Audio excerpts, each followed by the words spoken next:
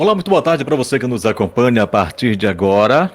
Seja muito bem-vindo, domingão à tarde. Estou aqui em Porto Velho, Rondônia. O sol aqui está maravilhosamente quente, mesmo, né? Então, começou o inverno, mas aqui continua quente, quentíssimo. Então, muito quente realmente aqui em Porto Velho, Rondônia. E eu imagino que onde o nosso convidado está também deve estar quente. Até porque onde a região que ele está, geralmente é quente.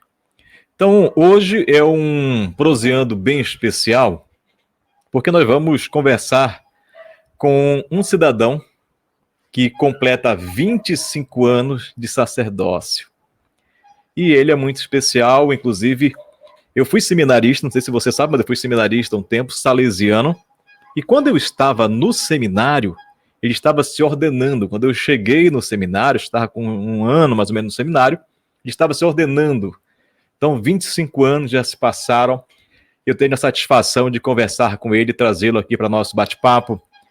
Padre Sérgio Lúcio, que satisfação, padre. Muito boa tarde para o senhor, sua bênção. Deus abençoe, Raio. Uma alegria poder entrar no seu canal de comunicação e a gente partilhar junto essa caminhada vocacional. Prazer estar aqui. Muito bem. Imagino que o senhor, aí para o senhor também está quente, né, padre? O senhor está em Recife, não é isso? Estamos em Recife, deve estar fazendo agora uns 36 graus. Eita vida, aqui deve estar uns 35 por aí, mais ou menos, que está muito quente também aqui em Porto Velho, Rondônia. Muito bem, padre. Primeiro, uma satisfação novamente tê-lo aqui com a gente. Eu me entrevistei à época que eu fazia ainda o Isto é Igreja no Amazon Sat, faz aí pelo menos 10 anos, mais ou menos, ou por aí. Bom, e aqui nós estamos agora para falarmos dos seus 25 anos, né, padre? 25 anos de sacerdócio, 25 anos de missão. E é uma missão, padre, que cada vez cobra mais, né? Devido à realidade, devido ao que nós estamos vivendo a cada dia, a cada instante.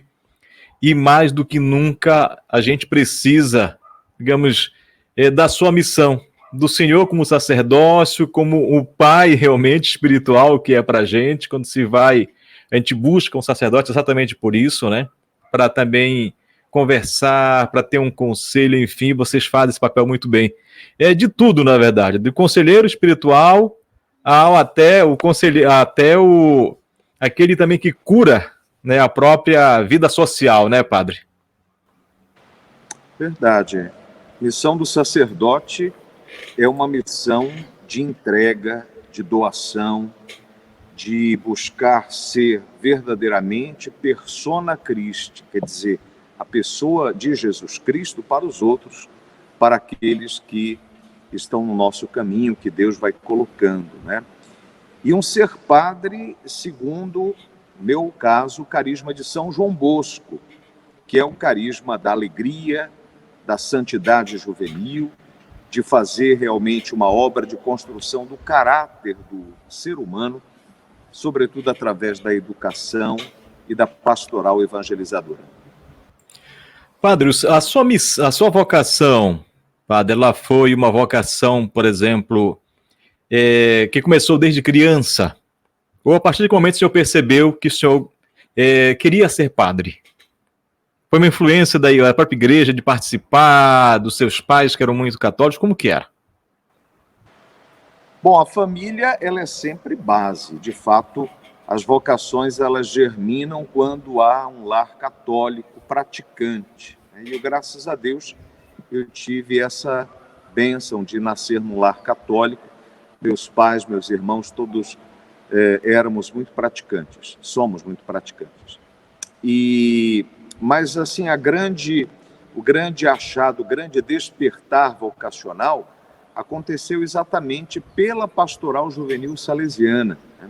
Eu sou aluno salesiano do Colégio de Dom Bosco de Manaus, desde o primário, o ensino fundamental, e sobretudo através da pessoa de Dom Franco Dalla Valle, que hoje está morando no céu, que foi padre formador, responsável da formação salesiana na inspetoria, depois foi inspetor da inspetoria e posteriormente eleito primeiro bispo de Juína, no norte do Mato Grosso, né? Então eu devo muito ao Dom Franco Dalla Valle, a acolhida, o discernimento, a direção espiritual.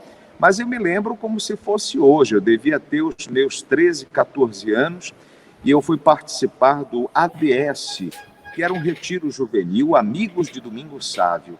E ali eu conheci a pessoa de Domingos Sávio, e através de Domingos Sávio, Dom Bosco, que era o orientador espiritual, e eu descobri a maravilha que ser santo é ser alegre, ser santo é estar em paz de consciência e viver as coisas boas da vida do jeito certo, dentro do Evangelho de Jesus. E daí começou a caminhada. Você tinha quantos anos, padre? Esse 13 início? anos. 13 anos. Então, de 13 lá teve toda uma construção, na verdade, no dia a dia, né? O próprio oratório salesiano já é uma construção para isso, né, padre? Com certeza, quando é bem feito, bem empregado, organizado, com os momentos certos, né? De catequese, celebração, diversão, aí realmente é uma obra perfeita. A sua formação foi aqui no Brasil, mas também foi um tempo fora, né, padre? Como que foi esse período para o senhor? Então foi assim, o pré-noviciado fizemos em Manaus, depois o noviciado em São Carlos, São Paulo, que as inspetorias naqueles anos de 80, década de 80, fiz o noviciado em 86, fazemos todos lá em São Paulo, em São Carlos. Depois eu fiz a formação da filosofia, Faculdade de Filosofia, o pós-noviciado em Manaus, no CESAF, e depois, posteriormente, a teologia em São Paulo, na Lapa. Depois de uns 2 anos de sacerdote, padre novo, o próprio padre Franco Dalla Valle, então inspetor, ele, através do conselho, me enviou para fazer o mestrado em comunicação social em Roma, na nossa Universidade Pontifícia Salesiana. E lá em Roma fiquei por 3 anos fazendo esse mestrado, né? Foi uma bênção muito grande, não só pela própria formação acadêmica, mas, sobretudo, pela experiência internacional, que o estudantado da UPS, ele é um estudantado que acolhe sacerdotes de todo o globo terrestre, onde tem presença salesiana, exatamente para dar essa formação específica, né? Em vários cursos. No meu caso, foi comunicação social. E voltando para o Brasil, e Manaus, o primeiro trabalho que eu tive foi exatamente esse de ser pároco da igreja de São José Operário, ali na Praça 14. Bom, o momento chegando em Manaus, evidente, esse retorno, você tem uma noção de como que funciona exatamente a comunicação, inclusive fora do país, você morou na Itália, e também trazer essa comunicação para dentro da igreja, né, padre? Trazer, por exemplo, essa formação também para atuar na sua própria paróquia, no caso, de São José ali. E lhe ajudou muito, inclusive, né? Essa formação lhe ajudou bastante para tudo que o senhor faz, para tudo que o senhor desenvolve, inclusive, né? Sim, verdade. Foi, assim, um instrumental muito bom, precioso. Por quê? Porque a realidade da paróquia São José é uma realidade urbana, né? A paróquia São José, ela fica exatamente, praticamente no centro de Manaus, né? Limiar, Praça 14, centro. E como todo o centro urbano em Manaus, ela é uma metrópole, né? Você veja que Manaus hoje tem já quase 2 milhões de habitantes, né? Então, os instrumentais dos meios de comunicação social eram fundamentais para você alcançar as pessoas, para você agregar, né, os cristãos, os católicos, e foi isso que a gente procurou fazer naquele início, né, com a parceria com tantos amigos católicos, com empresários que entendiam o valor de você construir caráter, de você formar a pessoa humana de dentro para fora, né? Então a gente foi fazendo essas parcerias e procurando usar bem os meios de comunicação, né? Então foi realmente uma bênção e fez com que também aquela iniciativa nossa, que vai fazer agora, próximo setembro, 21 anos, é a novena de São José, fosse um outro mecanismo, outra estratégia pastoral para recuperar, para reavivar aqueles católicos que estavam assim um pouquinho afastados, um pouquinho distantes, e a gente dá fogo do Espírito Santo para esses católicos lembrarem que eles são crismados, ungidos no Espírito Santo desde o batismo, e portanto são e devem ser testemunhas de Cristo ressuscitado. E deu muito certo, né, padre? E a ideia da novena deu muito certo, né? A forma como a novena era conduzida, inclusive, depois a própria TV. Ela foi pensada para a TV, não? Ela foi pensada com essa ideia já, não? Não. Ela foi pensada exatamente como uma celebração da palavra com adoração eucarística e que fosse num corte catequético, querigmático, isto é, de reavivamento dos fundamentos da fé cristã, que é a base da catequese, né? Que Jesus é o Senhor, que ele ressuscitou, que ele nos remiu com o seu sangue, que ele de junto do Pai envia o Espírito Santo para formar a igreja, e a igreja é a continuadora, anunciadora desse sacramento de salvação, que é Jesus Cristo vivo, através da graça e dos sacramentos que ele deixou.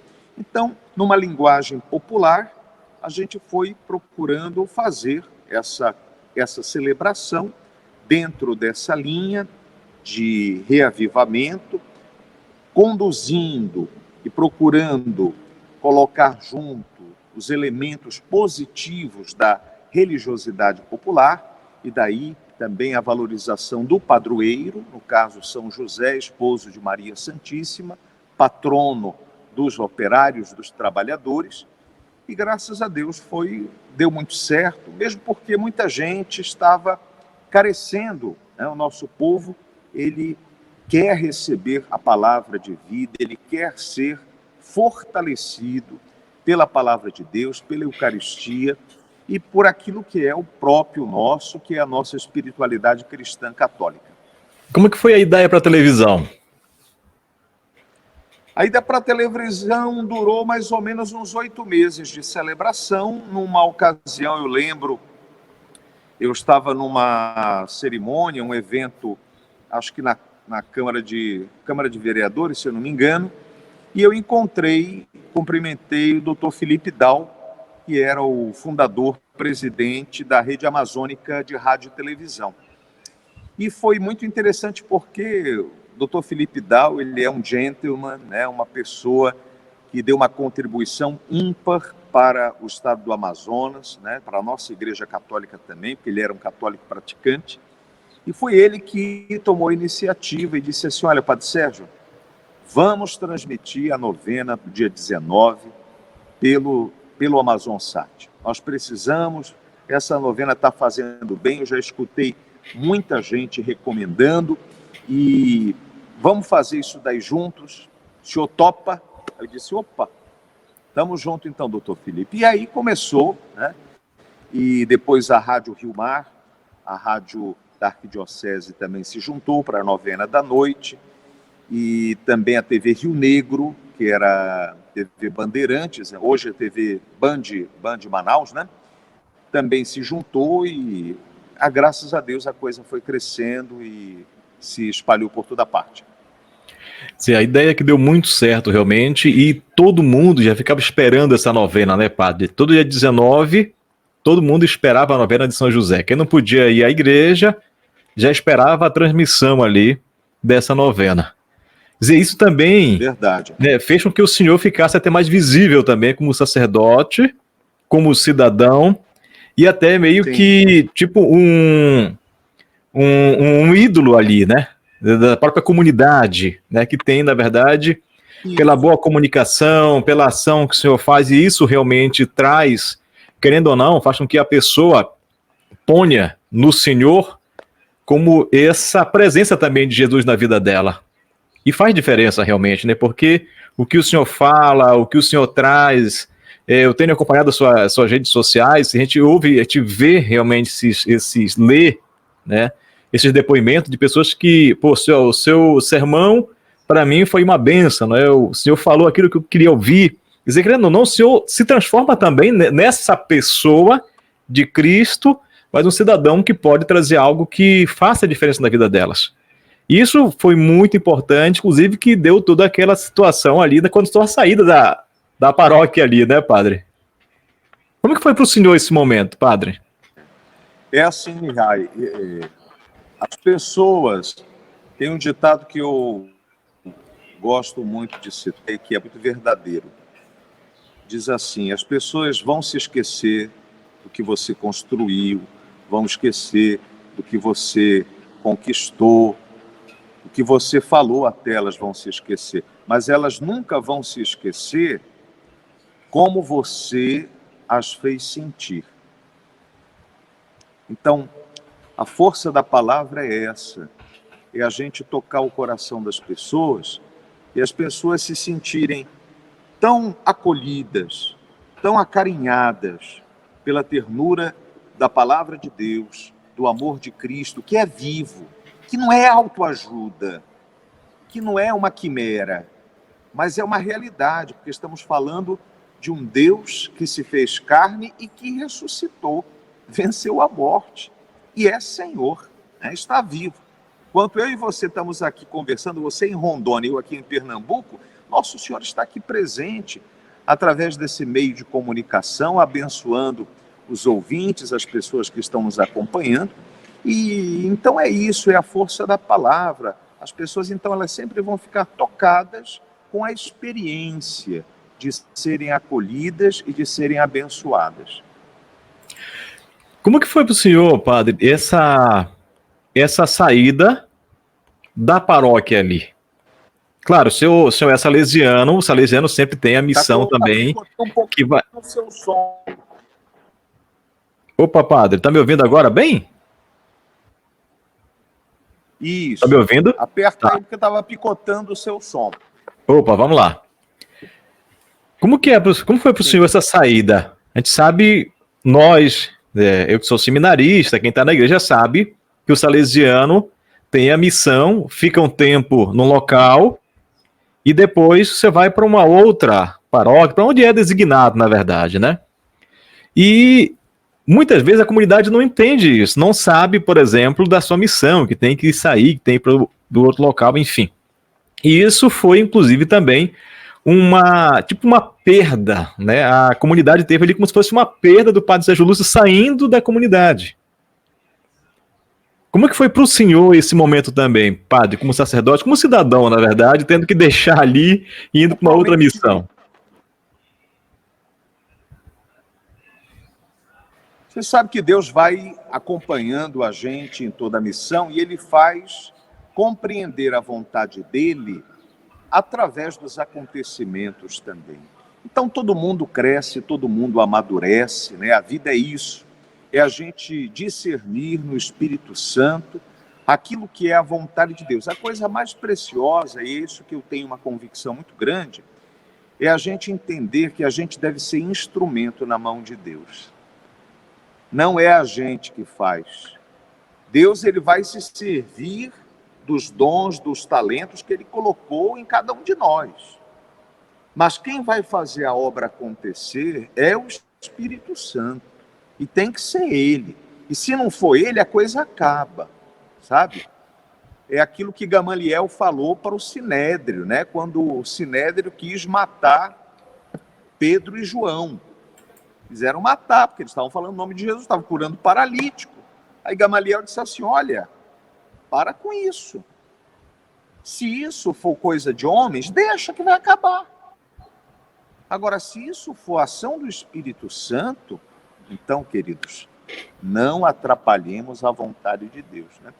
Então, eu fico, inclusive, muito feliz, porque quando foi mês passado, eu recebi a notícia do pessoal da paróquia São José, do hoje Santuário, que o governo do estado do Amazonas, a Assembleia Legislativa, aprovou um projeto de lei instituindo, decretando a novena da bênção de São José como patrimônio imaterial do estado do Amazonas. Então, quer dizer, a gente fica feliz de ver que aquela semente não foi uma semente de capricho humano, não foi uma semente ali para fazer, para o padre se mostrar, ou para crescer a instituição, não. Foi uma semente que foi querida por Deus no Espírito Santo, abençoada, e tem inclusive hoje, graças a Deus, esse reconhecimento até do poder, né, governamental, municipal, estadual. É uma coisa que enche a gente de alegria, porque mostra que estamos no caminho certo. E assumiu até com a transmissão, inclusive, também, né, padre? Também a TV estatal. A TV né, Encontro das Águas lá. Mudou, né? Verdade. De cultura para Encontro das Águas. Verdade.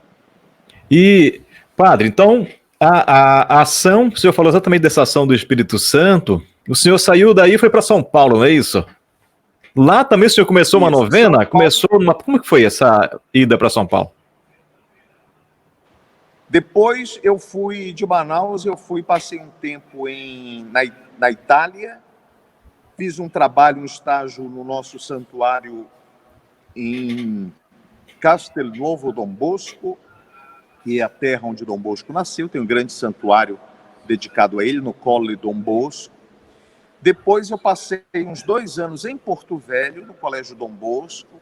Foi aí quando o bispo salesiano Dom Antônio Carlos Altieri assumiu a diocese de Caraguatatuba, que era uma diocese nova, sem padres, e conversou com o meu superior geral, o padre Chaves, que era o reitor-mor de então, e ele pediu uma ajuda, né? E ele lembrou de mim, lembrou que eu tinha esse trabalho popular, então ele pediu se emprestava por uns anos, né, a minha presença ali para ajudar, pelo menos quando formasse padres, clero, aí sim a gente podia seguir. Então eu fui para São Paulo, diocese de Caraguatatuba, que é litoral norte, e fiquei ali 6 anos, 2 anos como pároco, 1 ano e meio como pároco em Ubatuba, na paróquia da Maranduba, paróquia Nossa Senhora das Graças, Cristo Rei, e depois quase 5 anos eu fiquei pároco em São Sebastião, São Paulo, ali pertinho de Ilhabela, né, pertinho de Santos, né, só que ainda no litoral norte, né? E foi uma bênção muito grande, porque ali também a gente continuou esse trabalho de reavivamento espiritual. Em Ubatuba eu fiz a novena de Nossa Senhora das Graças, né, todo dia 8, uma tradição bonita que eles já tinham lá também. Em São Sebastião, no dia 20, né, que é dia 20 de janeiro é São Sebastião, e foi uma semente também que prosperou muito até hoje. A novena de São Sebastião acontece, né?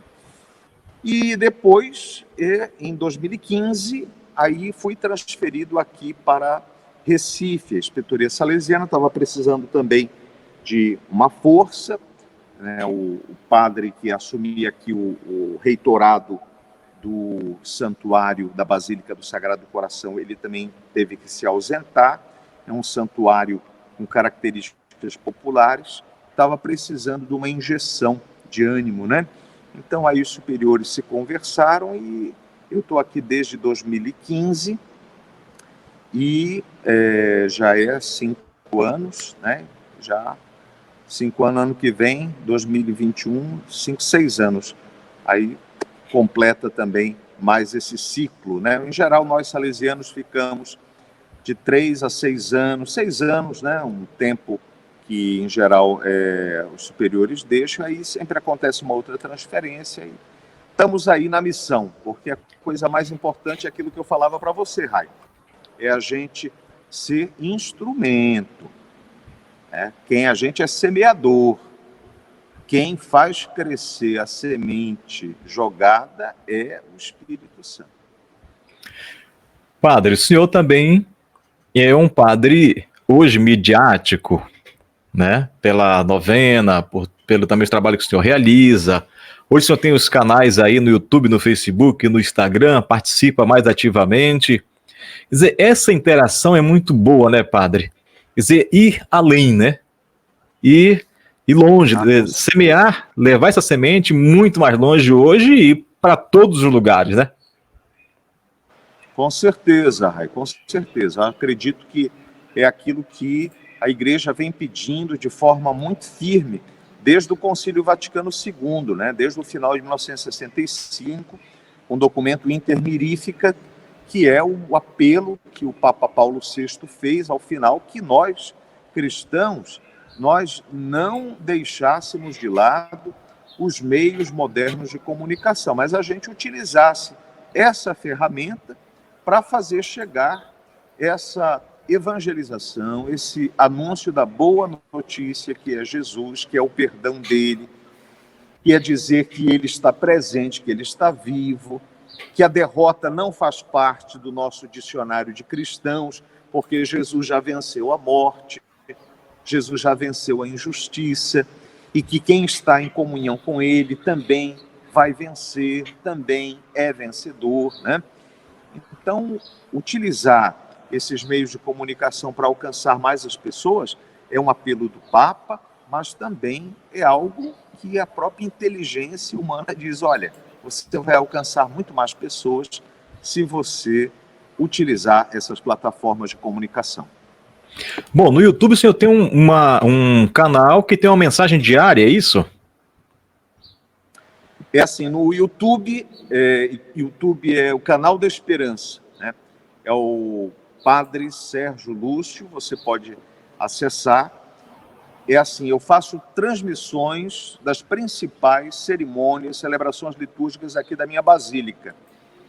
E faço semanalmente um quadro chamado Mensagem de Esperança, que é um quadro que vai tratar exatamente dessa questão do reavivamento, da esperança cristã, do otimismo cristão, né?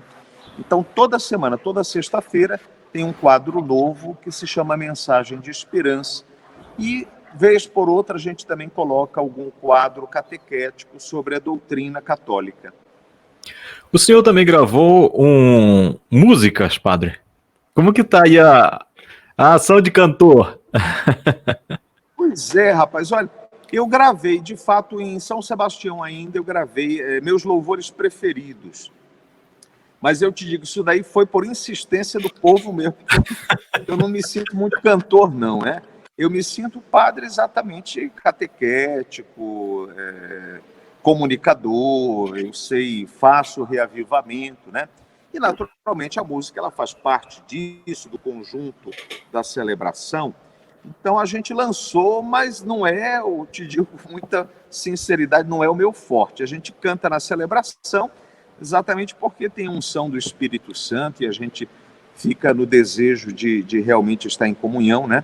Mas tem esse CD, depois eu lancei outros CDs catequéticos, né? Com mensagens, com explicações também da palavra de Deus, sempre nessa linha, né, de reavivar a esperança cristã em cada um de nós. Bom, quem quiser encontrar esses CDs, está onde, padre? Você tem... Como que adquire esses CDs seus? Olha, em Manaus... Bom, aqui em Recife é só vir aqui na igreja, né? E quem quiser pode acessar o meu Instagram, e aí muita coisa já se esgotou, para dizer a verdade. Mas quem quiser ainda tem algum material pelo Instagram do Padre Sérgio, @psergiolúcio. Você manda uma mensagem inbox, aí a gente conversa. Padre, nós estamos também, a partir do ano passado para cá, nesse momento de política, né, momento de político, inclusive, com os ânimos bem acalorados, na verdade. Como que o senhor percebe essa participação da igreja nesse processo? Como deveria ser? Está sendo correto? Ou como deveria ser, padre, mais ou menos essa entrada da igreja, essa vida da igreja também nesse mundo político?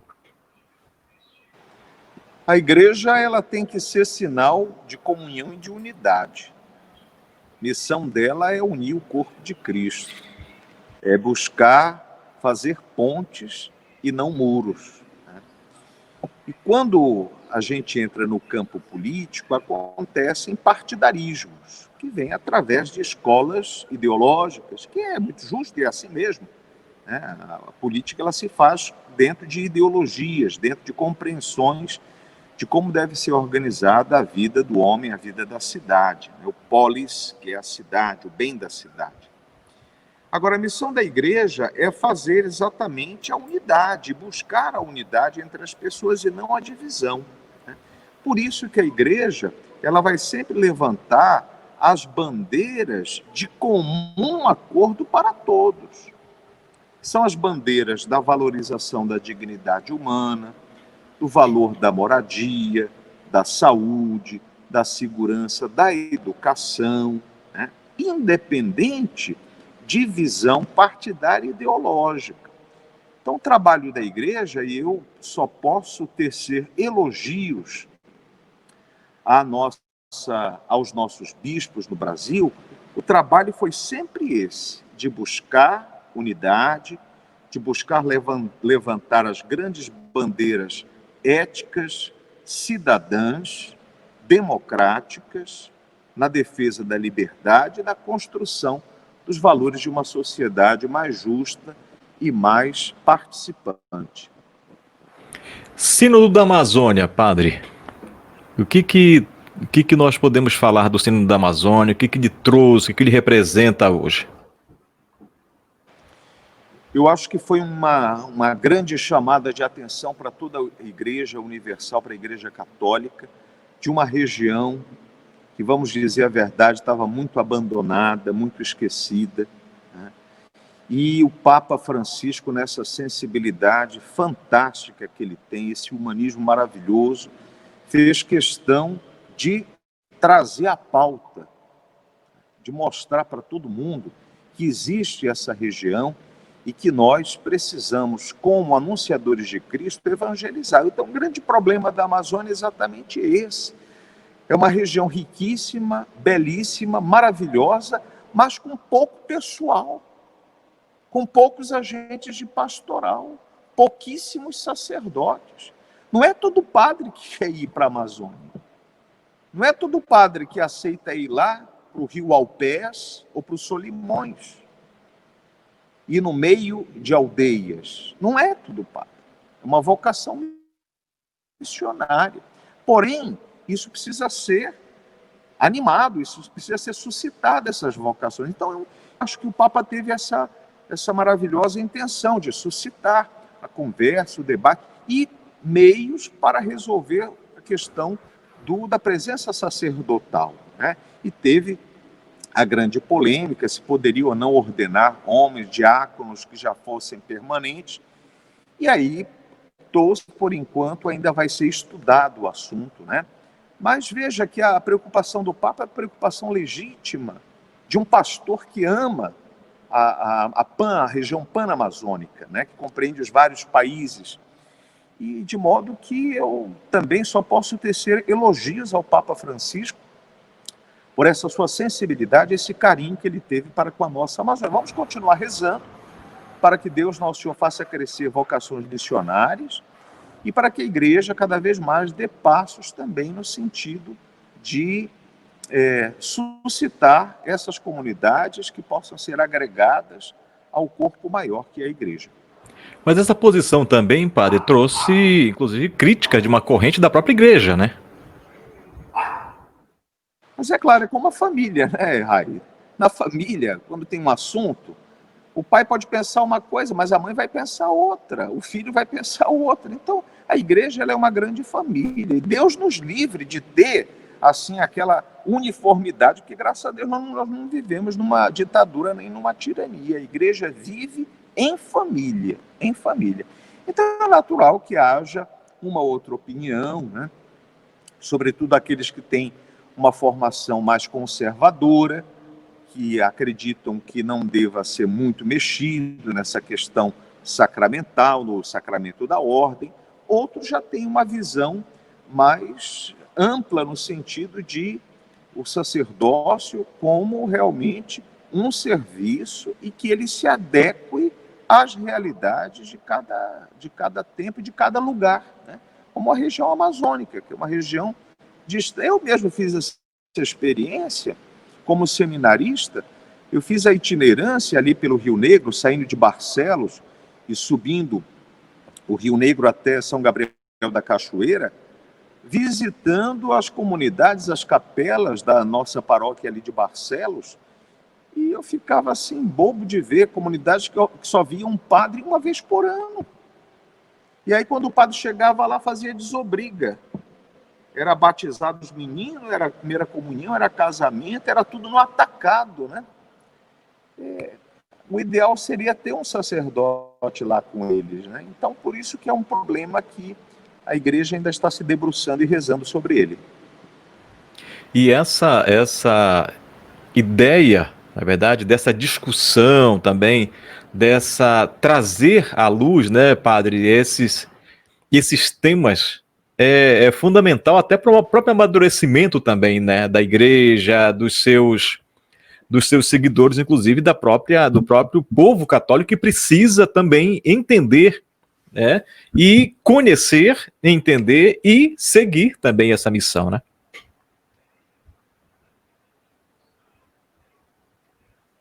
Verdade, tem que ter essa sensibilidade, esse amor por parte de toda a igreja, como o corpo mesmo, né? Cristo é a cabeça e nós somos os membros, diz o apóstolo São Paulo, né? Referindo-se também a que o próprio Cristo falou. Agora, quando eu corto o meu dedo, não é só o dedo que sofre, todo o meu organismo sofre. Quando eu arranco um dente, oh, dói, dá até febre às vezes. Por quê? Porque o organismo sente, então, da mesma forma.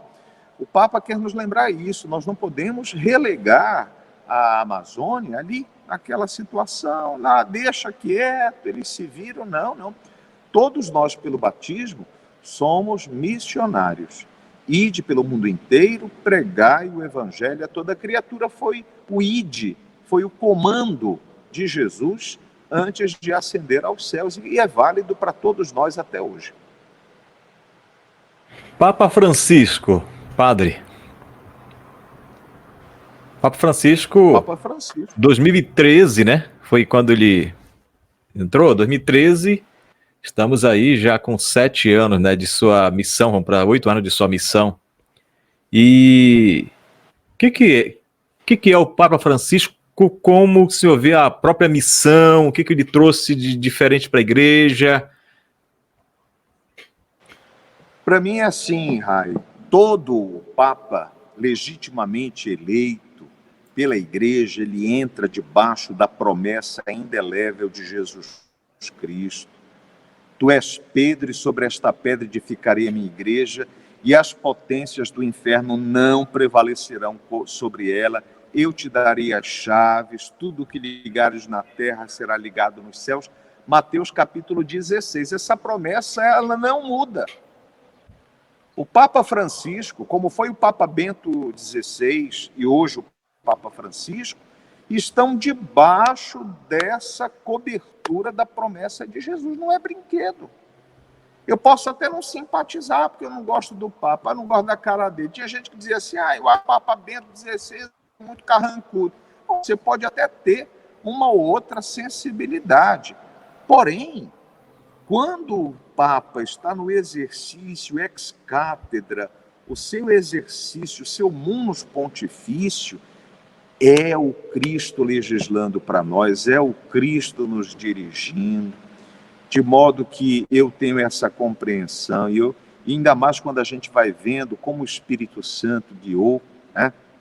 E Jesus, ele falou muito claro, as potências do inferno não irão prevalecer, estarei com a igreja sempre. Então, meu filho, vai ter sempre, o diabo vai sempre arrumar um jeito de falar mal de Cristo, da igreja, do Papa. Isso não nos deve surpreender, mas nós, como cristãos verdadeiros, a nossa fidelidade, a nossa obediência, nossa oração, nosso amor ao Papa. Você sabe que Dom Bosco, inclusive, ele até pensou em colocar um 4º voto para nós salesianos, que é o voto de fidelidade, obediência. Mas depois não se colocou, Roma não quis também, etc. Mas os escritos de São João Bosco mostram claramente um pedido, um pensamento do Papa para nós é algo que é tremendo, é maravilhoso, e nós o seguimos. Então, a minha avaliação, Rai, é super positiva, sobretudo porque eu vejo a humanidade do Papa Francisco. Ele conhece o ser humano e ele faz exatamente aquilo que Cristo tem feito e mostrou no seu evangelho, que é o evangelho da misericórdia, de ir ao encontro daquele que está ali, na estrada, aquele que foi assaltado, aquele que foi machucado, e como bom samaritano, colocá-lo no próprio ombro e levá-lo são e salvo. Padre, nós estamos vivendo um momento muito diferente no mundo todo com a chegada do coronavírus, dessa pandemia que ninguém esperava, né, e mexeu com todo mundo. Mexeu da economia ao intelecto de muita gente, né? Como que o senhor, né, recebe, na verdade, essa situação hoje do mundo inteiro que estamos vivendo aqui, até nesse olhar espiritual também, padre? Olha, eu sempre digo aquilo que a palavra de Deus diz: você vai sempre colher aquilo que você planta. Sabe, não só especificamente a questão do coronavírus, né? Que a gente sabe que tudo indica, foi aquela falta de higiene naquele mercado chinês, ali a coisa mal organizada e pronto, tudo bem. Mas eu digo com relação a outras coisas que a gente está plantando, o ser humano está estropiando o planeta, estamos arrebentando com a camada de ozônio, as geleiras, os polos estão derretendo. Aí depois começa a ter maremoto, tsunami, terremoto, começa a ter a desarmonia, a desorganização do globo. Aí as pessoas querem pôr culpa em Deus, porque é Deus que quer. Não, não foi Deus, não ponha Deus nessa história. É a ganância do ser humano. A gente não respeita a natureza, a gente mata os animais, a gente polui os oceanos, a gente acaba com os nossos mananciais, a gente queima a nossa floresta amazônica. Aí, Rondônia, eu morei aí 3 anos. Quando é tempo de queimada, e pelo amor de Deus, eu nunca tive tanto problema respiratório como tive em Rondônia, em Porto Velho, por causa das queimadas, a gente acaba. Quer pôr sempre um lucro acima daquilo que é o valor, né, da criação. Então, não digo que tem que ser deixar tudo como museu, não, mas você fazer de forma ordenada, de forma científica, pensada, né? E como tantos países, hoje você vê a Alemanha, ela teve problemas também de desflorestamento, mas hoje ela reflorestou a própria Floresta Negra na Baviera. Voltou a ser o que era. Quer dizer, quando você coloca a ciência, a tua inteligência em comum acordo com um uso sustentável dos recursos, você não vai ter problema. Agora, você faz as coisas de forma assim, abrupta, sem organização, sem respeito, assim, você vai colher aquilo que não é bom. Então, da mesma forma, né, eu vejo aí essas pandemias, se a gente não cuida da saúde pública, se a gente não cuida daquilo que é a base, por exemplo, nosso Brasil, nós temos ainda cidades sem esgoto, sem saneamento básico, verminose, doença de Chagas, malária, dengue, e por aí vai. Quer dizer, a gente precisa fazer as coisas pensando na consequência também. Eu vou colher aquilo que eu planto, né? Mas, de todo modo, a gente sabe que Deus não nos deixa, mesmo nos nossos erros, nas nossas escolhas erradas, Deus não nos abandona. E graças a Deus aí já está chegando a cura, né? Aqui no Recife, os leitos de UTI já estão ficando mais vagos, já está havendo uma flexibilização, né? Nossa própria Igreja Católica vai abrir próximo sábado, eu já vou abrir para missas presenciais, né? De modo que tudo passa, né? Mas a gente precisa aprender que a gente vai colher aquilo que planta. Esse momento, padre, não sei se o senhor tem percebido isso, ou o senhor acha que isso vai fazer com que as pessoas busquem mais essa parte espiritual também? Ou não? Eu acho que vai depender de cada um, Eu acho que o tempo da pandemia, do isolamento social, foi oportuno para cada um também se encontrar consigo, fazer o seu exame de consciência, sua reflexão. Eu, graças a Deus, eu faço uma avaliação, pelo menos minha, muito boa no sentido de rever, né, as minhas atitudes, de procurar me corrigir, como um grande retiro espiritual, né? E Deus vai dando as estratégias para a gente ser mais prudente, a gente cuidar mais uns dos outros, né? E poder também, como eu falei, né, cuidar daquilo que é a saúde pública, a saúde básica, cada um fazer a sua parte, não ser desordenado, não ser anti-higiênico, não jogar papel no chão, você fazer as coisas direito, faça a sua parte, né? Deve servir, né, padre, para a gente ter realmente um pouco mais de consciência, especialmente sobre o que nós estamos fazendo no nosso meio ambiente, né, como pessoa realmente, como o senhor falou, o senhor se viu como um grande retiro espiritual.